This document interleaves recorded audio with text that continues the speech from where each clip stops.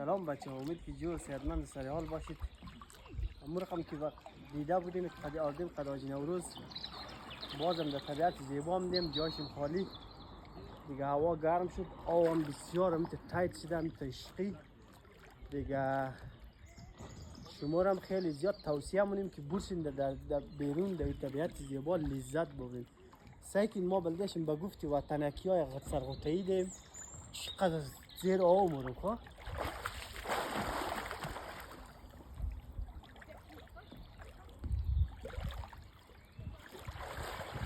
बेशक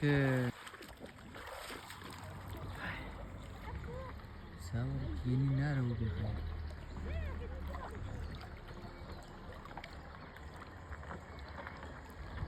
نشته بیچاره.